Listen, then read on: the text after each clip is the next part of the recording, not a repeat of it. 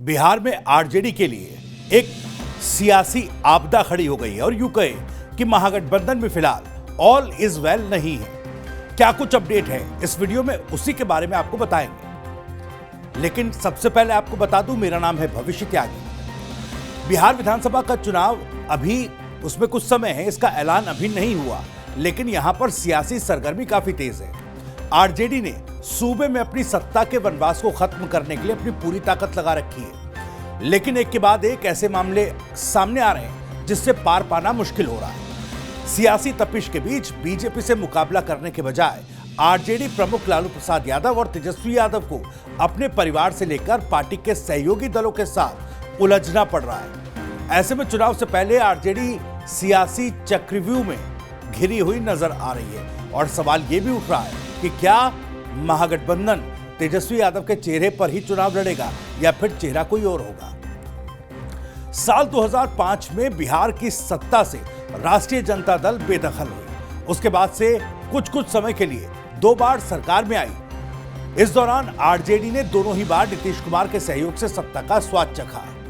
तेजस्वी यादव 2020 में सत्ता की दहलीज तक पहुंच गए थे, लेकिन बीजेपी और जेडीयू गठबंधन के चलते सरकार बनाने से महरूम रह गए थे। ऐसे में आरजेडी इस बार सत्ता में आने की उम्मीद लगाए हुए है, लेकिन तेज प्रताप यादव के रवैये और कांग्रेस के सियासी तेवर कहीं सारे किए धरे पर पानी ना फेर दे, ये सवाल है। तेजस्वी यादव फैक्टर बड़ा इंपॉर्टेंट हो गया है। लालू प्रसाद यादव ने अपने बड़े बेटे तेज प्रताप यादव को अनुष्का यादव के साथ फोटो वायरल हो जाने के बाद पार्टी और परिवार दोनों से बाहर कर दिया, लेकिन आरजेडी के लिए यह बड़ा सियासी संकट भी खड़ा हो गया। तेज प्रताप यादव की वजह से पार्टी की जमकर किरकिरी हो रही है। तेज प्रताप पहले से शादीशुदा हैं। उनकी ऐश्वर्या यादव से शादी हुई थी, हालांकि उनके बीच विवाद चल रहा है। ऐसे में तेज प्रताप की अनुष्का यादव के साथ आई तस्वीर ने आरजेडी की चिंता बढ़ा दी है। ऐश्वर्या ने खुले तौर पर लालू परिवार के खिलाफ मोर्चा खोला है। तेज प्रताप के बहाने लालू यादव के साले और पूर्व सांसद साधु यादव भी अब खुलकर विरोध में आ गए हैं। उन्होंने आरोप लगाया कि तेज प्रताप के मामले की जानकारी लालू परिवार को पहले से थी। अनुष्का यादव भी नहीं, दूसरी अन्य लड़कियों से भी तेज प्रताप के संबंध रहे हैं। अनुष्का का भाई भी एक्टिव है। इतना ही नहीं, अनुष्का यादव के भाई विकास यादव ने तेज प्रताप को पार्टी और परिवार से बेदखल करने के फैसले की आलोचना की है। आकाश यादव ने अनुष्का के सम्मान की रक्षा के लिए संघर्ष करने और लालू यादव द्वारा पहल करके विवाद को नहीं थामने पर लंबी लड़ाई लड़ने की चेतावनी दे दी है। आकाश ने कहा कि तेज प्रताप यादव को बेदखल करने का फैसला लालू ने जल्दबाजी में लिया है। यह मुगले आजम का दौर नहीं, बल्कि संविधान और लोकतंत्र का दौर है। तेज प्रताप यादव और अनुष्का के संबंध पर आकाश ने कहा कि दोनों बालिग हैं, इस पर वो चर्चा नहीं करेंगे। दो परिवारों की इज्जत मान सम्मान को नीलाम किया जा रहा है। उन्होंने कहा कि लालू यादव को हम लोग मानते हैं, उनसे आग्रह है कि वो पहल करें, चीजों का संज्ञान लें। अगर समय रहते रोका नहीं गया तो लड़ाई दूर तक जाएगी। इस तरह पारिवारिक खींचतान का असर चुनावी रणनीति पर पड़ सकता है। तेजस्वी के चेहरे पर सस्पेंस है। अभी महागठबंधन में अभी पूरी तरह से पिक्चर क्लियर नहीं हो पाई।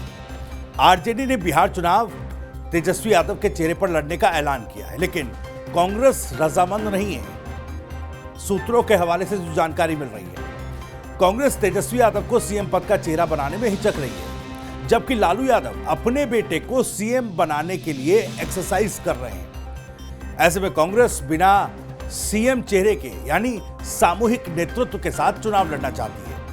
कांग्रेस का कहना है कि चुनाव नतीजे आने के बाद जिस पार्टी के सबसे ज्यादा विधायक होंगे, सीएम उसका होगा। कांग्रेस को लगता है कि तेजस्वी के चेहरे पर चुनाव लड़ने से गैर यादव वोटों पर सियासी असर पड़ सकता है।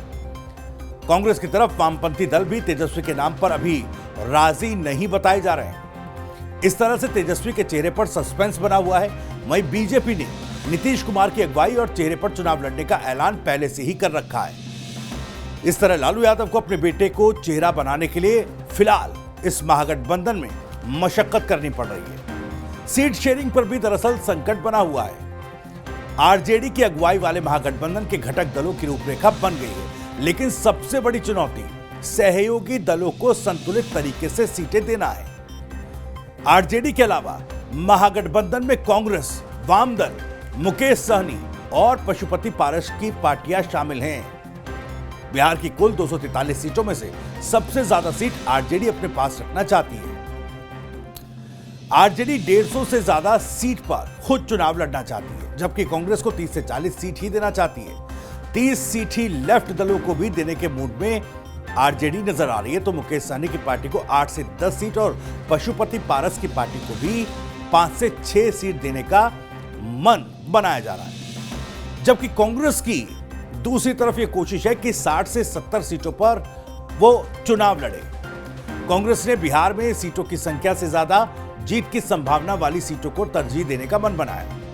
वो उन सीटों पर लड़ने का प्रयास करेगी जहां मजबूत स्थिति में है। कांग्रेस की नजर दलित और मुस्लिम सीटों पर है, जिसे आरजेडी किसी भी सूरत में छोड़ने के लिए तैयार नहीं। इस तरह अगर सीट बंटवारे में संतुलन नहीं बना तो अंदरूनी खींचतान से महागठबंधन कमजोर पड़ सकता है। अब देखिए, सीएम नीतीश और प्रधानमंत्री मोदी की जोड़ी। बिहार में आरजेडी के सामने सबसे बड़ी चुनौती नीतीश कुमार और नरेंद्र मोदी की जोड़ी है। नीतीश 2005 से बिहार की सत्ता की धुरी बने हुए हैं। उनके चेहरे को आगे करके बीजेपी चुनावी जंग फतेह कर रही है। नीतीश कुमार के साथ कम से कम 15 से 20% वोट अपना है, जिसमें गैर यादव, ओबीसी, अति पिछड़ा जातियां और महिलाएं हैं। नीतीश के साथ पीएम मोदी की जोड़ी जब सियासी मंच पर नजर आती है तो जाहिर तौर पर बिहार की चुनावी फिजा बदलती है। पहलगाम आतंकी हमले के बाद पीएम मोदी ने बिहार की धरती से ही पाकिस्तान को सीधे चेतावनी दी थी और फिर उस कार्रवाई को करके भी दिखाया।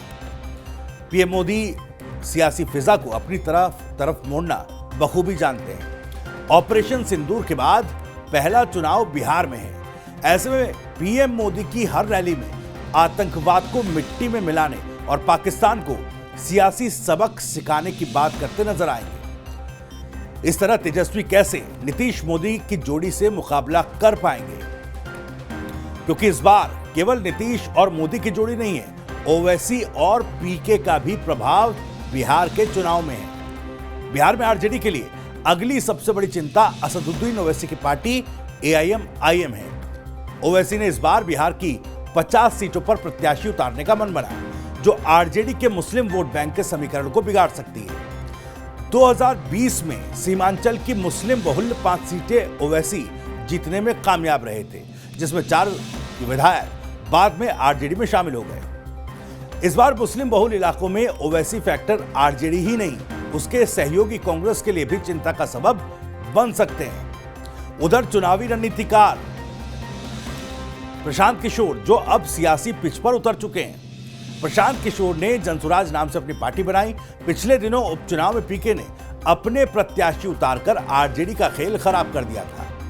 इसके चलते आरजेडी अपनी परंपरागत सीट भी हार गई थी। विधानसभा चुनाव में पीके ने सभी 243 सीट पर प्रत्याशी उतारने का ऐलान कर दिया है। प्रशांत किशोर के निशाने पर बीजेपी से ज्यादा तेजस्वी यादव और आरजेडी रहती है।